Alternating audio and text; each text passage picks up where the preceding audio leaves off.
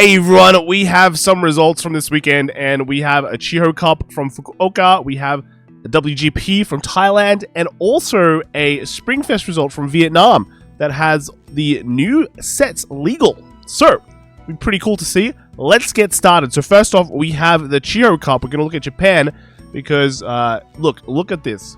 This is the Dragon Empire Domination, right? Top 3 decks. We have Shoujo Doji, Shiranui, and the Varga. Of course, Raziel is also there, like same amounts of Varga. But when your top 3 deck in the format is all Dragon Empire, yeah, guess what the best nation is? Clearly, you know, the DE nation, right? Anyway, we'll take a look at the winner team. Look, full Dragon Empire team, right? Again, only one nation does that. Actually, does any other nation do that? I'm not sure, actually. I'll have to double check. But Shoujo Doji as well. It's already shown its power, why it's so good. 10 slots in Top Cut Shiranui. That was from last year, or a couple of weeks ago. Then second place, we have the Shoujo Doji with a Chaos and a Leonord. And then third, we have the Michu, right, with Varga and Raziel. And then fourth, we have the Blangdmire with a Dayusha and a Shamo, right? So, pretty cool. We'll take a look at some of these results, especially the new ones that we haven't seen.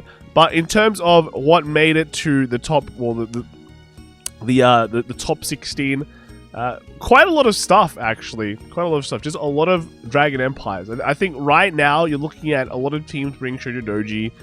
Varga's performing very well as well. And also the Shiranuis. But, like, just bear in mind, these are all the undefeateds, I think. Diversity cut kind of started around here.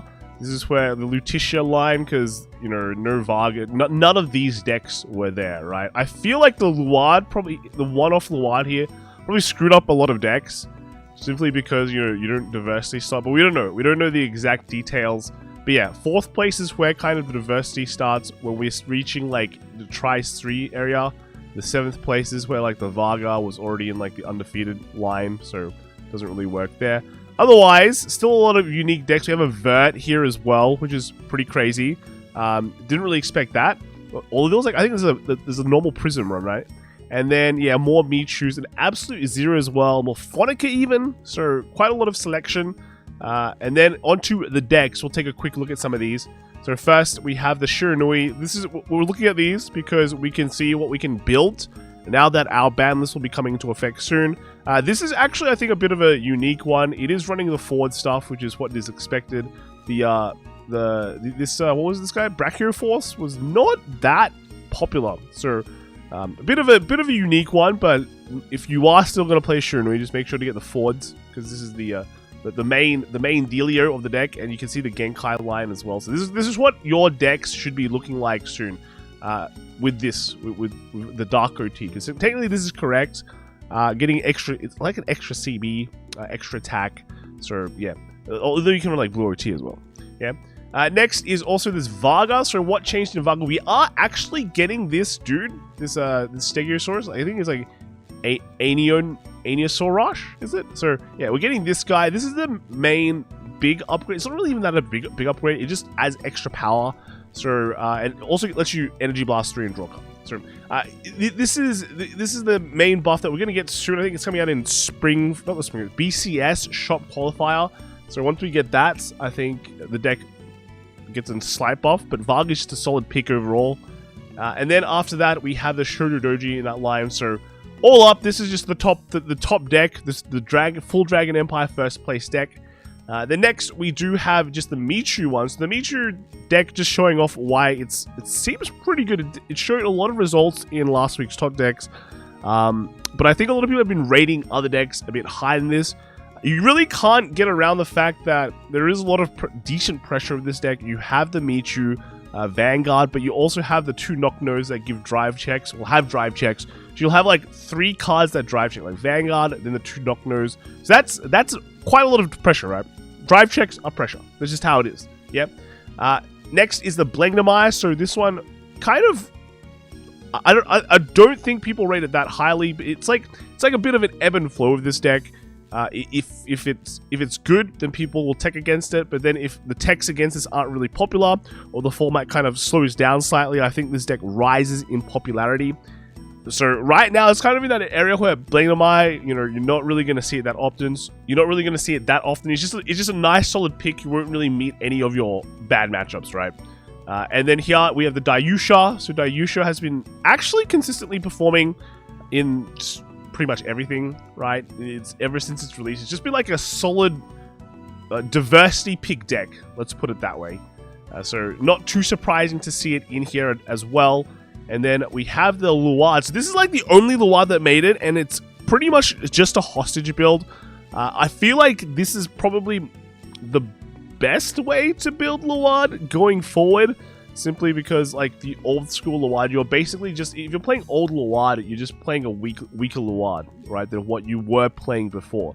So let's change it up. You can go much more defensive. You don't have to play like 7 draws or anything like that, but you can you can just scale, right? You can simply just scale and get big numbers while like defending against the board, because eventually 4 attacks at 2 billion power is still going to be a lot of big powered attacks, right? So I definitely think Luad with the hostage, the nuns are the correct way. But like this is like the beginning meta of Festival Collection for us in English, so not everyone's going to tech against all like the hostage stuff, right? The meta for us is still building. It's still starting. So I think there's a lot of opportunity for us to just play Luad like this way.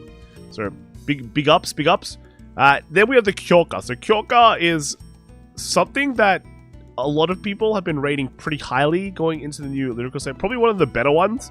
We can build a Kyoka similar to what this is like right now in English. I remember Haripin played this deck a while back in Chris's team, and he wrote an article on this, and just that the deck is just good, like good now. So yeah, getting the second set of magazines really pushed this up. So very nice.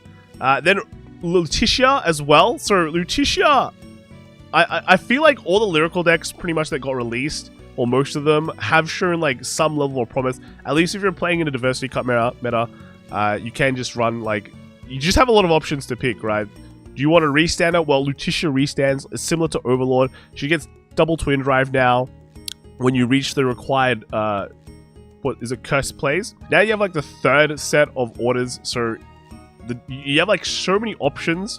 Well, not really options, but you have so many slots can be filled by this. So you can run things like the Lyrical set 4, top 7 searcher, and then we get a new energy user in Lyrical, Divine's Lyrical 1. So it just kind of fills out the slots that this deck was missing.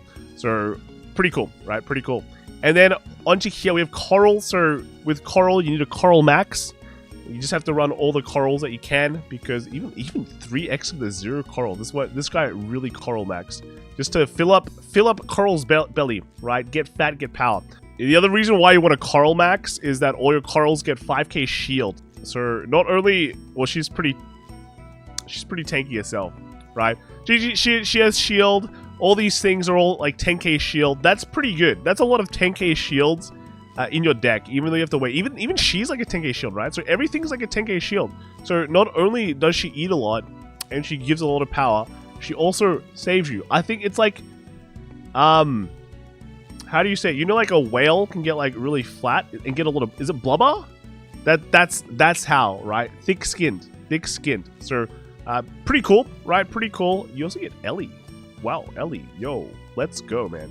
Let's go. Remember, she well, actually it's the G Guardian that got banned. But yeah, this is like the deck of G nostalgia. The only thing that will make it better is if there's Anj, right? When we finally get Anj, bro, it's like G Bermuda nostalgia all over again. So very cool. Actually really hyped about this deck. It's not my genus speaking, but big shields, I'm a big fan. I'm always a fan of big shields, yeah.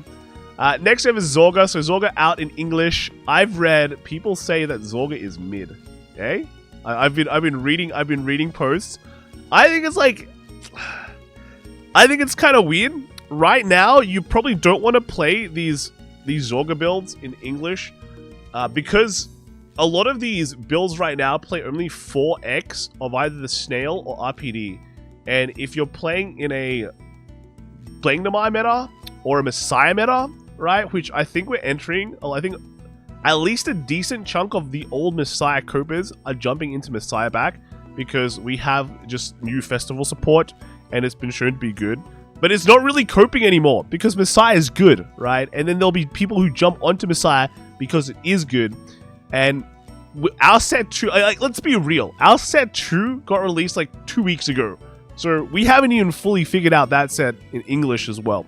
So you're going to be facing the Big B, right? The Suru guys.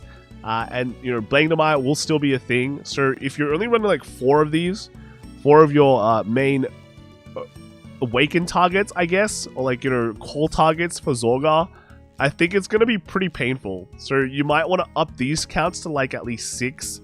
4 I think might be a bit too low. Alright, 4 might be a bit too low. But yeah, this build is running the Sailor build, so trying to turbo bind and get pretty strong power, so very nice. And then the other Michu list here as well. Yeah, this one running more Hololive stuff, so it kind of proves that you can still fully Hololive.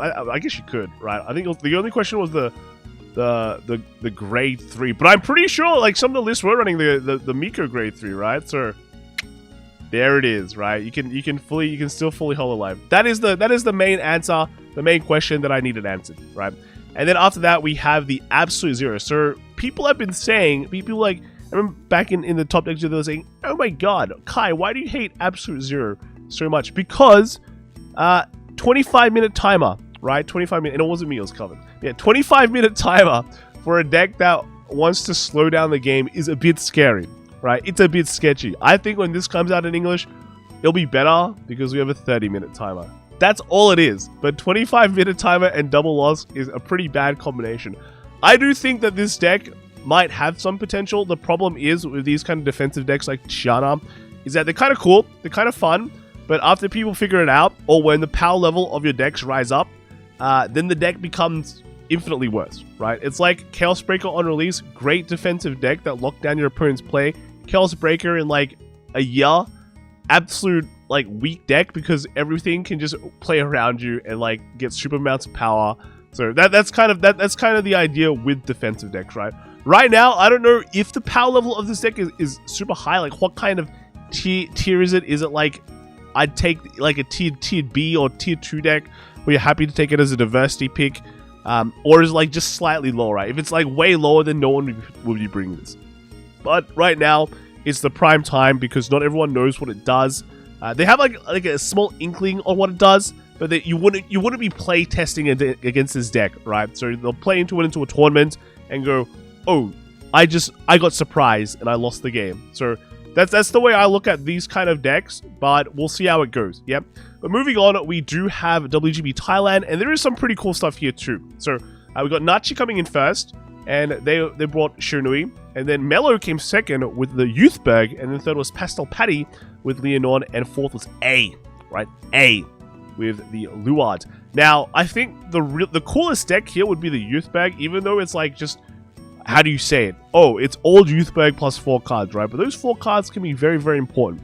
And because of the new Festival Collection stuff, there's actually more to the deck that could like buff it to the next level, right? This is JP format, by the way. So we're talking about JP Shirnui versus JP Thingamajig, Youthberg. Yeah, but let's take a look at the other stuff too. So this was the top 16. A lot of Blangdamais, right? A lot of Blangdamais, a lot of Bennies. So this Thailand wasn't the Dragon Empire meta, right? It was the Dark. Well, actually, Benny is Dark States, but you mostly play it as V-Spro, right? But yeah, Blangdamai actually getting 3 slots.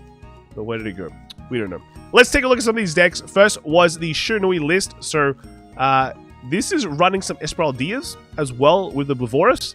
It's still a good combo, right? Still combo. Some people still run the ladder, so having some Esmeraldas is still pretty good. But otherwise, the rest of the deck is rather standard in a way. I do like 2. Actually, is Econ just 2 Blitz Order, like defending Raw, and then 4 normal shield? I think they did. Is it 1x? Yeah, okay, here it is. This is technically less, but you don't run the stealth surges, right? So it actually doesn't matter, right? So yeah. Anyway, this is 4 normal PG with the 2 defending Raw. Usually like you'll go like 2 defending Raw, one Sanctitude, but I think this is cool too because 2 Blitz Orders is kind of nice sweet spot. 3 is just a bit higher, but 2 is like the nice sweet spot I like. And then the rest of it is like 4 forwards, 4 Shenris. I think maybe the Shenri might be a bit high, but it's fine. But yeah, that's pretty much normal Shiranui with some Esmeraldas as tech, which works. It's fine, right? Next is the Youthberg. Yeah, so Youthberg running 1 copy of the Decisive Axe Dragon. So this is like an old tech usually from a while back, but it has the Guard Restrict. So Guard Restrict is very cool. 4x Carinos and 2 of the grade 1s. So this Dragon grade 1 lets you salvage back what you discarded, so it works extremely well with Carino. Only running 2 though, so not like 4x, but 4 might be a bit excessive, right? 2 Biscotti, right, as well, 2 Biscotti. I think some of the builds right now for Youthberg, they're lazy, right? They go 4 Biscotti, yes, 4 slots, yeah. Not running any of the counter charges, but also getting a bit greedy with like just a 1-1-2. So, I mean, if you lose one, it sucks, but it is what it is, right? Just don't hit any of these into damage, and you're good. But yeah, that's pretty much the text for the Youthberg. But Youthberg had a really strong, you know, always has a really strong. Actually, no, he's got a grade 1. What is this? This is not the this is not the normal grade 1 you run, right? It's not Youth grade 1. It's just this is top 5 checker for a grade 1. So that's pretty cool, right? That's pretty cool. Pretty interesting. So 1, 2, only this one has been changed. But yeah, this seems pretty good, right? Pretty good. Youthberg has always had a very strong, how do you say it, pop-off turn. But now it's just more consistent, right? Slightly more consistent, and when it's more consistent, you're more consistent in popping off. So very scary. Next is the Leonon deck. It's not Mygo, it's it's Leonon. And with the Broccolis, and with the actually they don't have the new pink girl yet, but actually no, here's Mygo. Right, here's actually running vanilla OT as well. All right.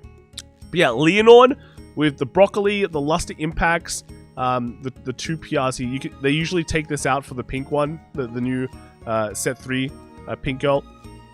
And then the deck is done, right? I've seen techs where they run the gold Magnolia just to get some more power. It works, it's up to you. But yeah, Leonon, consistently strong. And then lastly, we have the Luard. So this is actually just a normal Luard. They don't have the Selgons anymore, but it's still kind of hostage, right? A few hostages, no nuns, but running counter charges.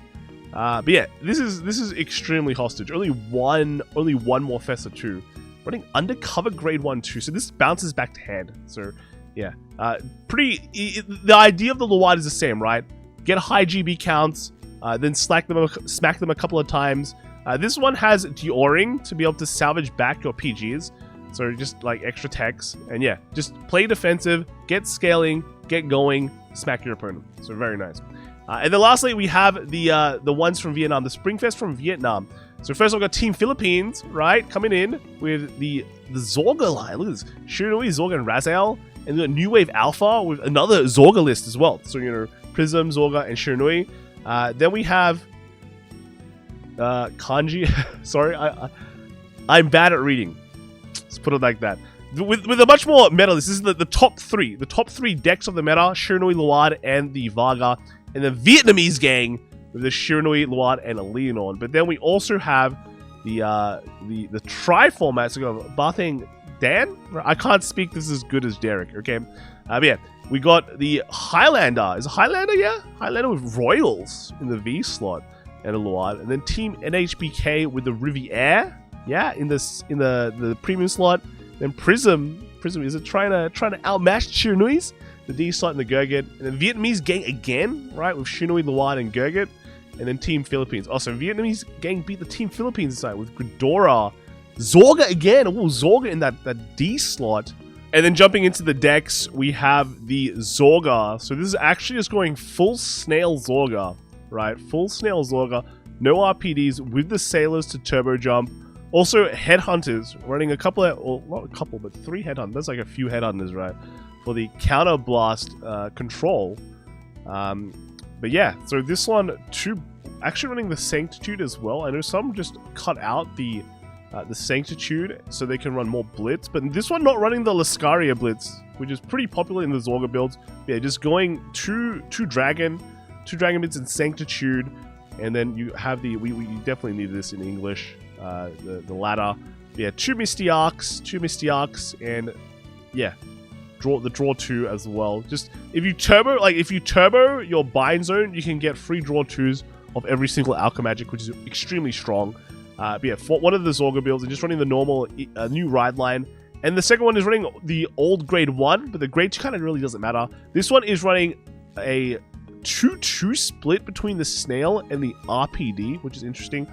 Also, it puts in a bit of everything. So, of course, you have the 4 Shadow Cloaks, but they have like 2 Philander, 2 Headhunter, and 2 of the Sailor. So, maybe a bit can't make up their minds on it. But, yeah, the nice combo you can get is just make fat Headhunters with the Nadir, and then they just kind of minus your CB every turn to make it very, very efficient. And then, yeah, this one's running a much more... It's not really normal, it's the 1 Lascaria, 1 Dragon, and then only 1 Habitat, though. So your auto counts are just all 1, which makes sense, right? Because everything in your bind zone has to be unique in order to give the power. But I've seen builds where they run like more of the Misty Arc Habitats just kind of dig through. The Malice is a bit kind of... You might not need anymore unless you just really need Soul. But yeah, bit different build. This is just kind of the bit of everything build, yeah? The other one, this one's a bit more focused on what it wants to do. This one just wants to do a bit of everything, yeah? And then we have the Riviere and the Premium. So just your standard old Riviere, go hard, go big, go resist, bash your opponent. That's how it is. And then lastly, we have the Gridora as well. So this one is got the BCS Sanctitude. Look at that, look at that. But yeah, Gridora hard countering some of the biggest picks in the meta, like Grand Blue. Just see you later, mate, right? Doesn't work. Shiranui to some extent, but I feel like it does. I feel like it has an okay matchup, and Shiranui will probably shred your hand, right, with Crest and all that. But yeah, very nice, very nice. That's it for all the results this week. Quite some crazy results, pretty cool decks as well. If you want to see more of it in a more how do you say it, personal feel, there'll be top decks this week on Thursday, and usually was it Friday? Yeah, and usually that's done in a more casual tone, and we get to read what people post with their decks, right? So that's it for this. We'll see you all next time. All right, bye.